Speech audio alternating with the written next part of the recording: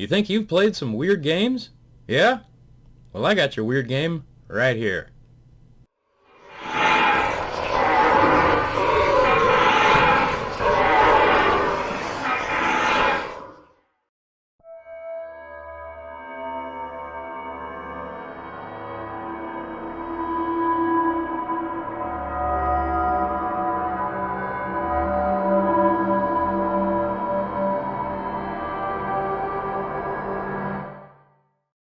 Back during the heyday of the PlayStation 2, there was a game that really stuck out in my mind as a unique experience. Silent Hill 2 was really the first game I'd ever played that successfully blended survival horror and a psychological theme. The game was actually unnerving at times to play, but in that good kind of way that a great horror novel or movie can be. I enjoyed it so much that I asked to borrow the first game from a friend of mine, and later went on to play the third game in the series. Although sometimes challenging, I enjoyed all of them. From that point forward, I was always on the lookout for games with a similar atmosphere, so when I saw Lost in Vivo for cheap during the Steam summer sale, I grabbed it. Figuratively speaking. The game starts innocently enough with you walking your dog through the streets of some unnamed city. However, things start to go awry when a sudden storm hits you and your poor little corgi is flushed into a sewer drain, leaving you holding nothing but a broken leash. Probably should have got a bigger dog. At that point, it becomes your mission to enter the sewers and seek out your poor lost pup. However, once you get down there, things slowly start to get freaky. It becomes apparent rather early that your character is afflicted with some deep psychological problems, and the dark and dirty sewers aren't exactly helpful.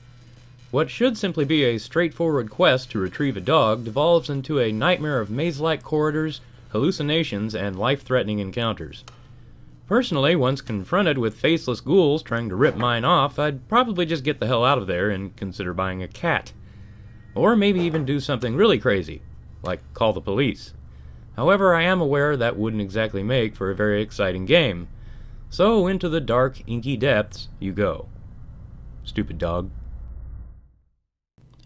It's immediately clear from the art style that the game's creator took a great deal of inspiration from the Silent Hill series. The textures and models are simple but effective, and definitely remind me of PlayStation 1 and 2 era survival horror. The only major difference being the first-person perspective, which I feel works much better with a mouse and keyboard. The game is built on the Unity engine, which I've noticed has been getting a lot of use lately. It's an easy-to-use engine, and I get why a lot of indie developers use it. However, I've also noticed that it often isn't the most stable thing in the world. I didn't have too many problems with Vivo, however there was an issue with the audio not playing correctly. Fiddling around with the volume slider in the options menu seemed to fix it, and I never had any more problems. I did notice a few other people online describing a similar issue, but I don't feel like it was too big a deal. As for the hardware requirements, they're pretty modest, and practically any rig above potato should work just fine. It's clear the developer wanted as many people to play as possible and recognized the fact that not everyone can rock a 2080 Ti. It is appreciated. The game is challenging in places, and you'll probably feel like yelling at your monitor a few times, but then most survival horror games I've played have been like that. It just makes it that much more rewarding when you get to the end, which is possible even for me and my middle-aged reflexes.